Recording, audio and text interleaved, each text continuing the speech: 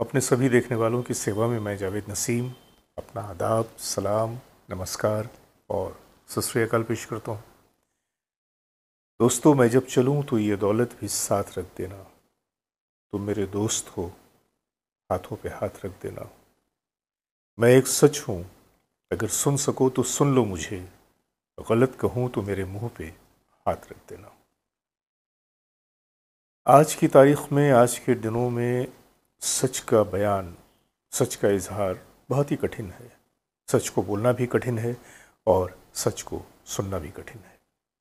लेकिन आज मैं आपके सामने एक ऐसी सच्चाई का इंकशाफ करने जा रहा हूं कि जिसे जानने के बाद वाकई आप थोड़े लम्हे के लिए खामोश हो जाएंगे और सोचने के लिए मजबूर हो जाएंगे कि जो बातें मैंने कही वो किस हद तक सही हैं। बातें वही रफ़ी साहब की हैं। मोहम्मद रफ़ी साहब ने अपने फ़िल्मी कैरियर के दौरान हज़ारों गीत गाए, सैकड़ों मौसीक़ारों के साथ गाए, दर्जनों सिंगर्स के साथ गाए।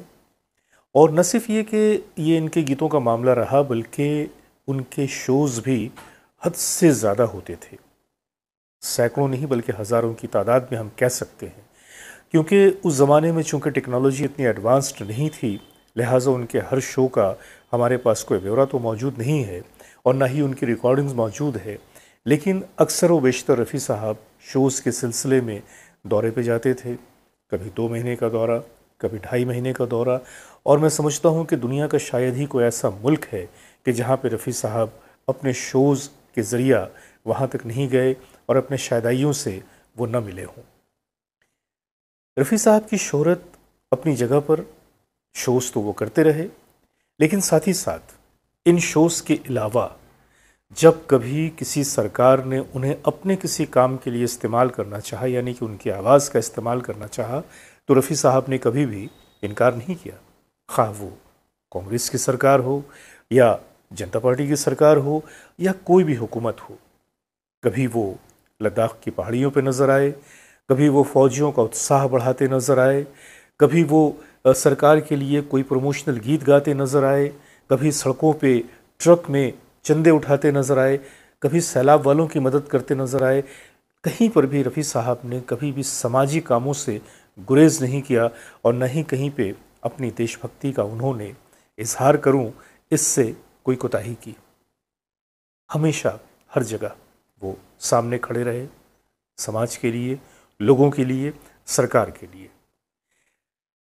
ये बात 77-78 की है। उस वक्त उत्तर प्रदेश में जनता दल की सरकार हुआ करती थी और उत्तर प्रदेश के जो मुख्यमंत्री हुआ करते थे वो थे श्री राम नरेश यादव साहब।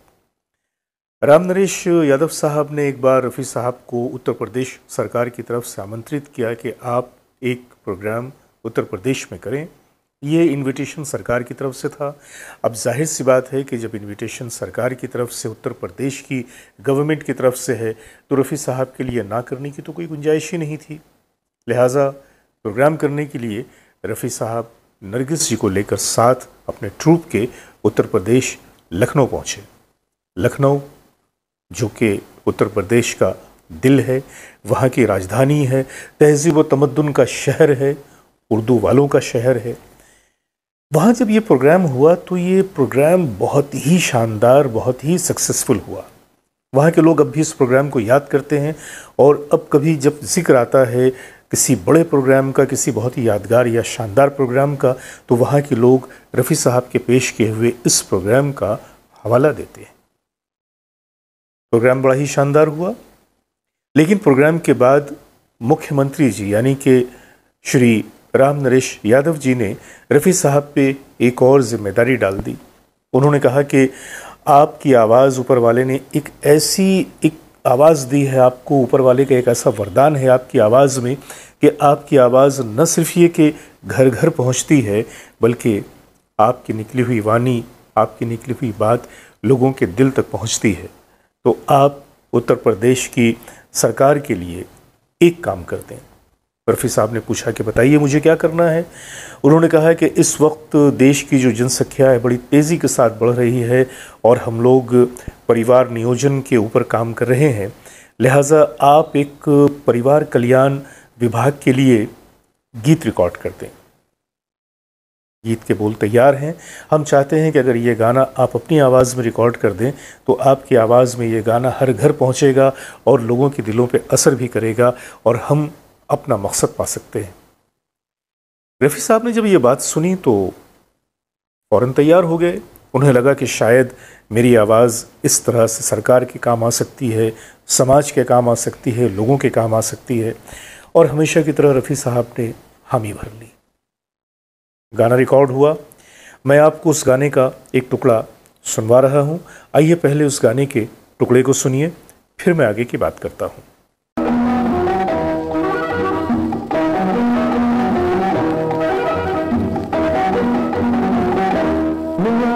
हो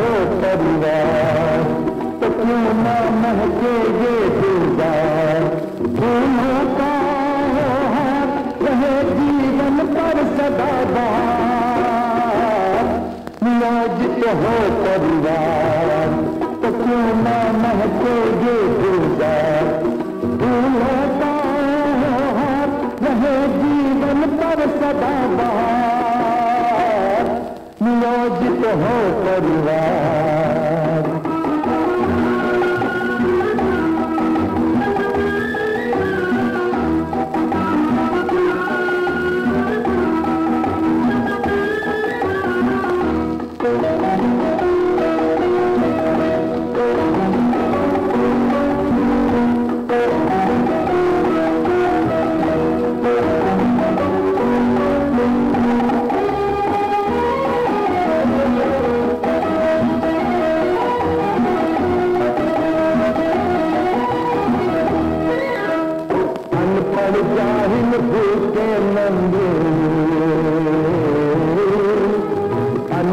जाहिल भूखे नंगे पत अंधियारे दुखते घर में, पत अंधियारे दुखते घर में भटके रहेंगे जीवन भर जो, कैसे होंगे रक्षक कल के, देश और दिल पर बोझ न डाले, अपनी कल की आज संभाले, धरती का धन लाल जवाहर, धरती का धन लाल जवाहर, समेत है ललकार, नियोजित हो परिवार तो क्यों ना महके ये गुलजार, फूलों का हार रहे जीवन पर सदा बहार, नियोजित हो परिवार तो क्यों ना महके ये गुलजार, फूलों का हार रहे जीवन पर सदा बहार, नियोजित हो परिवार तो क्यों ना महके ये गुलजार, फूलों का हार रहे जीवन पर सदा बहार, नियोजित हो परिवार।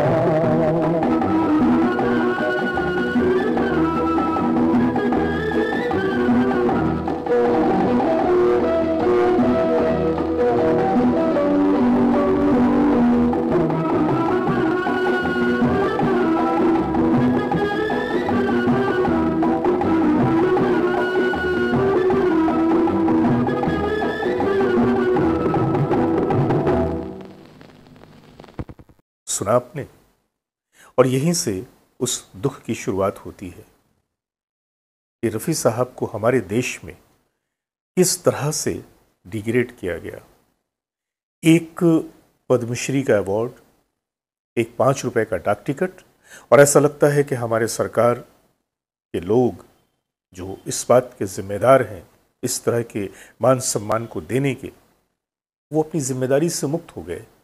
उसके बाद किसी को भी ये ख्याल नहीं आया कि ये शख्स जिसने देश के लिए इतना बड़ा योगदान दिया है, हर जगह पे देश के लिए खड़ा रहा है, जिसने 150 से भी ज़्यादा देशभक्ति के गीत गाए हैं, जिसने नेहरू साहब के लिए गीत गाए, गांधी जी के लिए गीत गाए, जिसने आज़ादी के लिए गीत गाए, और उस ज़माने में जो प्रोडक्ट हुआ करते थे जो सरकार की तरफ से, जैसे कि किरासन तेल के प्रमोशन की बात आई या परिवार नियोजन की बात आई, हर जगह पे रफ़ी साहब का इस्तेमाल किया गया। लेकिन इन सरकारों ने, हाँ वो कल की सरकार हो या आज की सरकार हो, कभी भी इस तरफ देखने की जहमत गवारा नहीं किया। इन सरकारों ने बहुत ही बेदर्दी के साथ रफ़ी साहब का इस्तेमाल किया। और अगर ये बात मैं गलत कह रहा हूँ तो आप मुझे बताइएगा, लेकिन मुझे लगता है कि ये एक ऐसी हकीकत है जिससे किसी को भी इनकार नहीं हो सकता। वरना क्या वजह है कि रफ़ी साहब के बाद के वो लोग जो रफ़ी साहब की रिकॉर्डिंग में हाथ बांधे खड़े रहते थे, उन्हें भारत रत्न दिया गया। जिन लोगों का रफ़ी साहब के मुकाबले में ऐसा कोई योगदान नहीं है देश के लिए, उन्हें भारत रत्न के पुरस्कार से नवाजा गया। लेकिन आज भी यहाँ के रफ़ी साहब के चाहने वाले हज़ारों नहीं लाखों करोड़ों की तादाद में वो इस बात की गुहार कर रहे हैं, बरसों से गुहार कर रहे हैं कि हमारे देश में रफ़ी साहब को भारत रत्न से नवाजा जाए। लेकिन ये आवाज़ किसी के भी कानों तक नहीं पहुँच रही है। न पहुँचे कोई बात नहीं, भारत रत्न से रफ़ी साहब का कुछ आना जाना नहीं, क्योंकि भारत रत्न से बहुत बड़ा अवार्ड रफ़ी साहब को ऑलरेडी मिला हुआ है। वो है उनके करोड़ों शहदाइयों की मोहब्बतें। हर दिल में रफ़ी साहब ज़िंदा हैं, और जब तक हमारी ये संगीत की दुनिया ज़िंदा है, जब तक हमारी फिल्मी संगीत ज़िंदा है, रफ़ी साहब का नाम हमेशा हमेशा लिया जाता रहेगा।